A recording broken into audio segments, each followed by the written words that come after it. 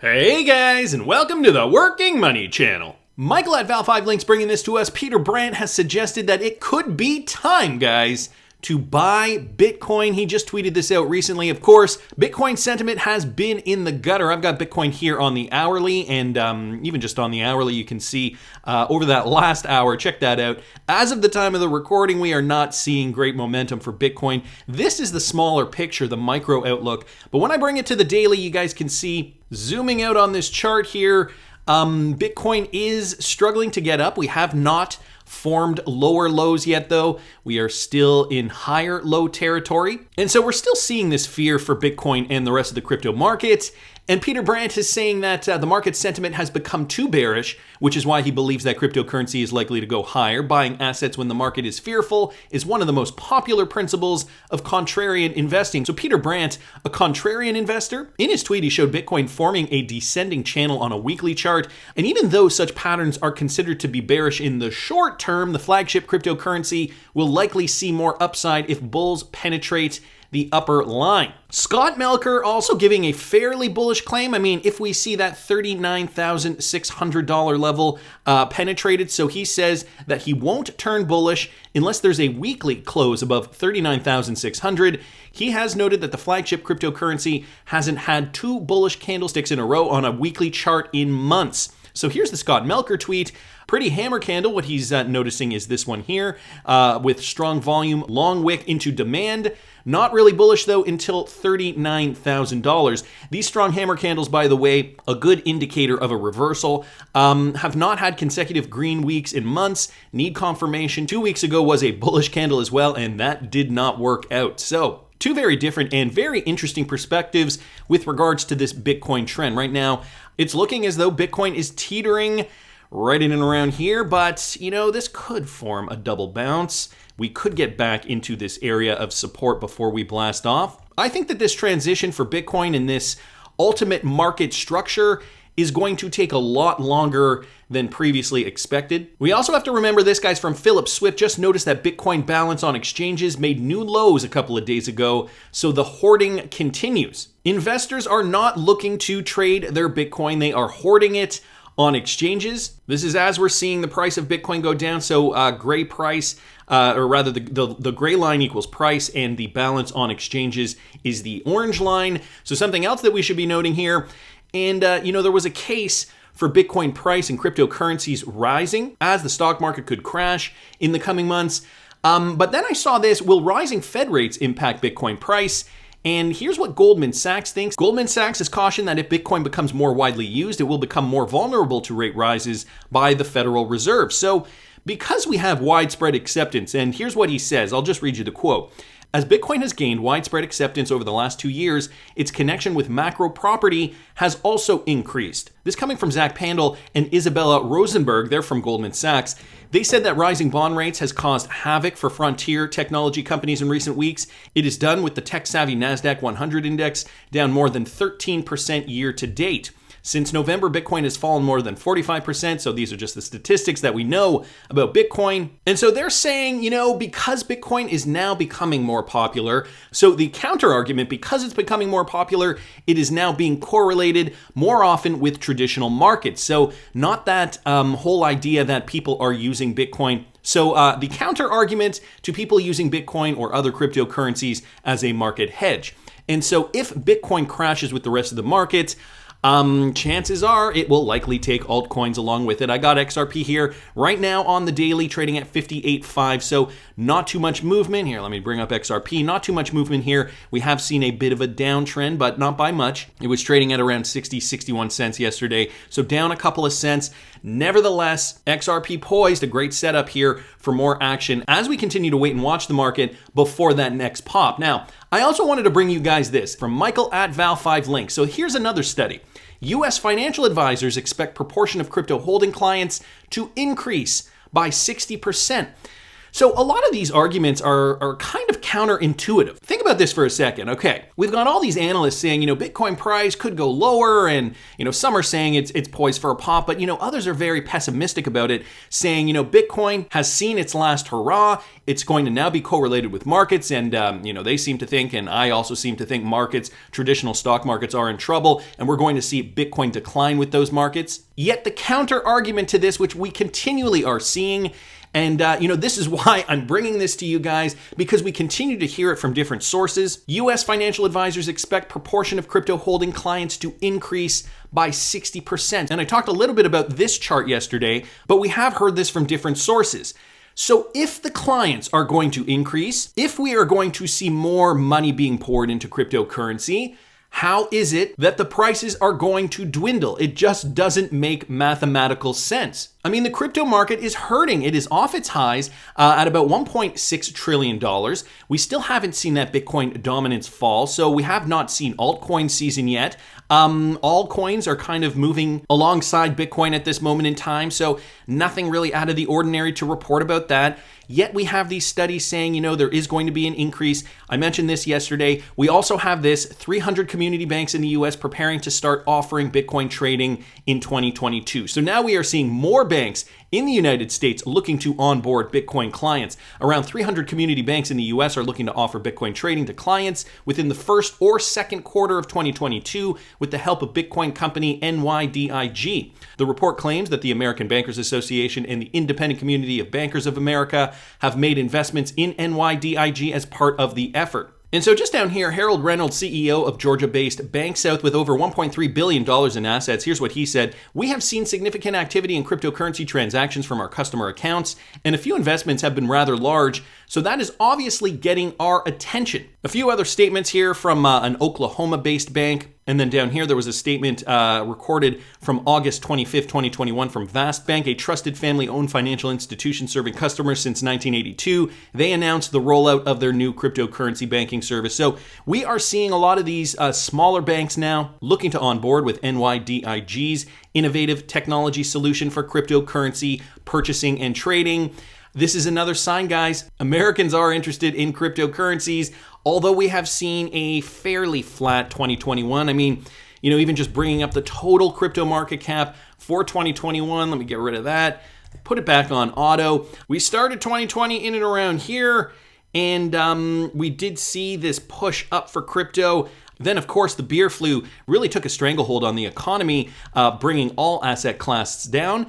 And then here's 2020. So we did originally see some pretty good movement for 2020 outlined here in the blue. And then 2021, well, I'd say the first quarter and a bit for 2021 was fairly good, which would be represented here.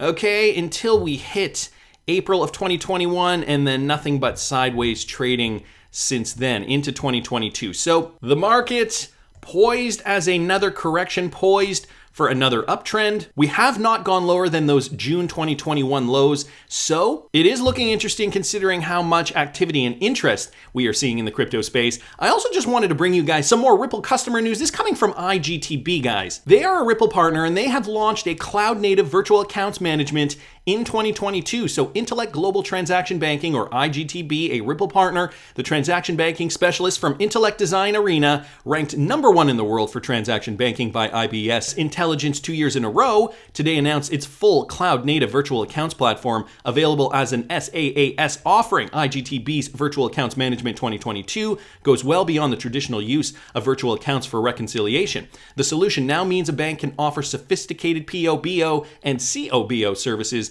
and manage their intercompany positions, thereby allowing their corporate clients to create and operate fully fledged in-house banks. So a system that will integrate and make this more streamlined for their clients, combined with immediate payments. Of course, immediate payments likely helped along by RippleNet. Reconciliation can be real-time and straight through, freeing up significant working capital for corporates. So perhaps sourcing XRP internally to make this working capital free for their corporate clients. This is offered via a very powerful self-service and API-based integration with corporate ERPSs. And they're in a partnership with AWS and Azure. And if my memory serves me correctly, this company here is also a Ripple partner. So an interesting development here for IGTB. Wanted to thank T-Hole Benedict XRP for posting that. And this from a couple of days ago now, but I wanted to mention an ODL partner, BITRUE, transfers 36.1 million XRP. So we're still seeing the XRP flow. This coming from XRP Crypto Wolf. Whale Alert has detected that 20 million XRP was received by crypto unicorn BITRUE, located in Mexico. Later on, BITRUE shifted 16.1 million XRP between its wallets internally, according to the additional data from the BitHomp analytics platform that tracks XRP transactions. So, we are still seeing XRP flowing. We are still seeing those ODL corridors open for business, despite the fact that we're still waiting to hear a verdict from the US SEC. Ripple did mention it in their last quarterly report. They also mentioned how Ripple ODL sales had soared 46%. So ODL, of course, on-demand liquidity globally. In a recent published Q4 report, Ripple Behemoth stated that its XRP sales related to ODL customers has gone over a whopping $1 billion in the fourth quarter of 2021, thus showing a 46% increase and spiking to $717 million compared to $491.74 million in sales in the third quarter. We also heard about that buyback, right? The $200 million share buyback that Ripple completed just last week. So something strategic, I think, is going on here. Of course, business as usual in the rest of the world. However, with the lawsuit, right, we're still kind of questioning how we're going to see this play out. Now, guys, I saw this clip here from John Deaton. Have you ever noticed how Gary Gensler, Lee Heron, and Hester Peirce and other SEC leaders and staffers never give their personal opinion on whether a specific token is a security? Then why was Hinman so eager and willing to graciously give a public speech declaring Ethereum not one? He retweeted out Tag XRP's tweet here. Hester Peirce here was interviewed and asked about Ethereum. She said they don't give legal opinions, but then points to Hinman's speech as guidance. Listen to this. One of them's from Rhett Creighton. Would Ethereum be considered a security? I love the question because it's just a very direct question, and it's one that I get asked a lot.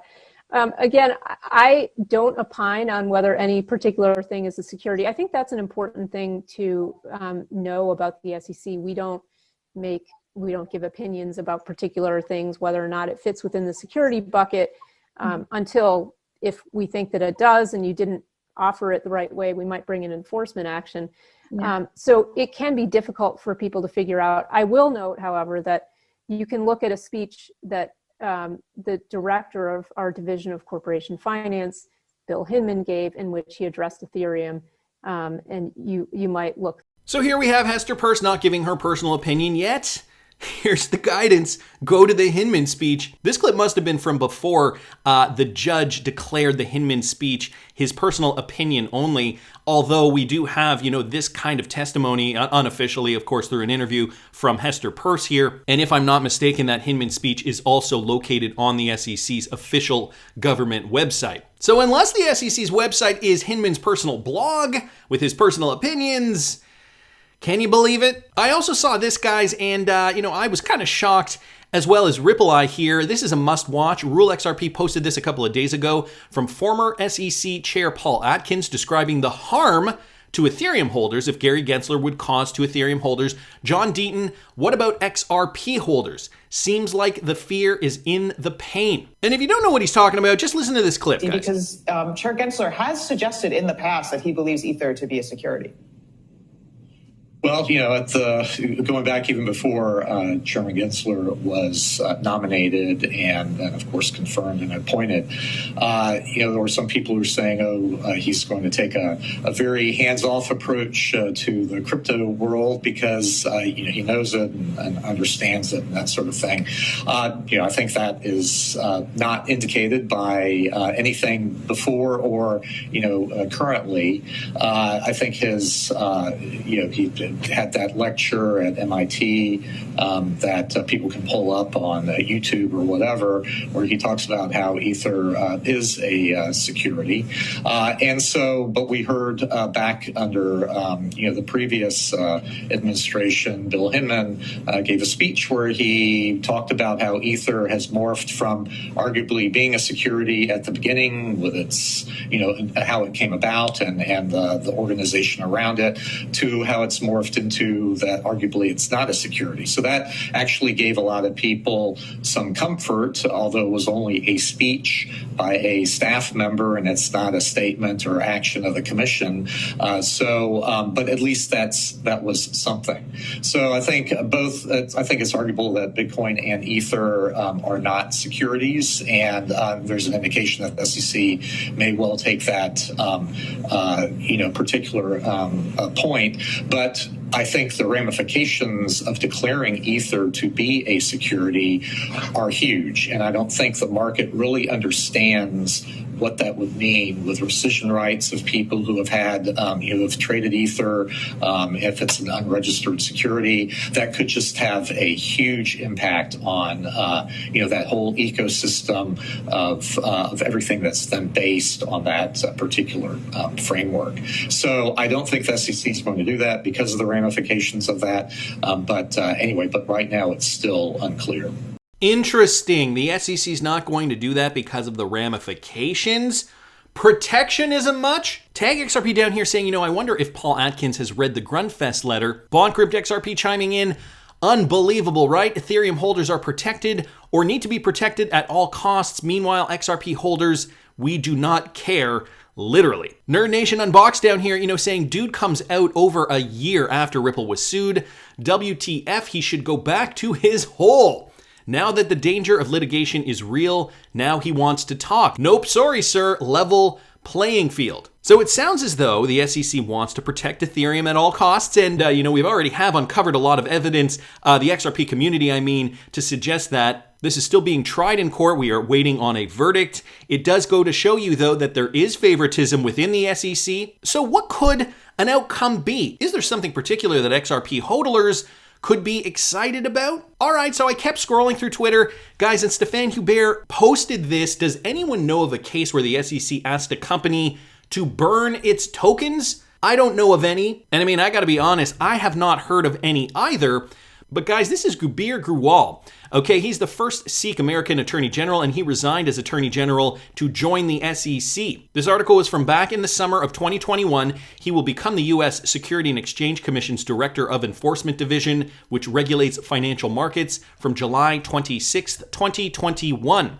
So here is Grewal in a video stating some repercussions of companies who have in court been proven to have been wrongfully handling their cryptocurrencies. Let me play you guys this 28-second clip. In many of these cases, we've been able to secure meaningful relief for defrauded investors. For example, in addition to monetary relief, we've obtained undertakings that require issuers of digital asset securities to destroy tokens in their possession, request removal of tokens from trading platforms, publish the SEC's order on social media channels, and refrain from participating in future digital asset offerings. Destroy or burn tokens. You guys heard that? For example, in addition to monetary relief, we've obtained undertakings that require issuers of digital asset securities to destroy tokens in their possession. So, destroying tokens in their possession. Meaning, and I'm extrapolating here, could a verdict include, if Ripple is found guilty, for them to destroy all the XRP they have in their possession? Now, in the case of the SEC versus Ripple, they are looking at it from an American point of view. However, Ripple does business around the world. And so, the millions of XRP that are circulating globally, as I just mentioned earlier in this video, that Ripple did shift 36.1 million XRP through their Mexican exchange here, Bitso. Since XRP is continually being utilized around the world, could this have a dramatic effect on XRP supply if indeed the SEC does force Ripple to burn their tokens? I'm not saying it's happening, but we have Gurbir Grewal here saying that is a possibility. And guys, if the XRP demand is still high globally and Ripple is forced to burn the tokens that they have in their possession, I don't know what that number is at this moment, but probably in the billions, that would definitely take out a huge quantity of tokens unforeseen for burning, which would mean, and I'm just throwing it out there, how much would our XRP be worth? If the global demand is continually necessary, if global financial institutions are still clamoring for XRP, think about it for a second. That's just my opinion, but I want to hear what you guys think. Please subscribe to the channel if you haven't already. Like the video if you like the content I'm providing. I always love hearing your comments. See you in the next one, guys.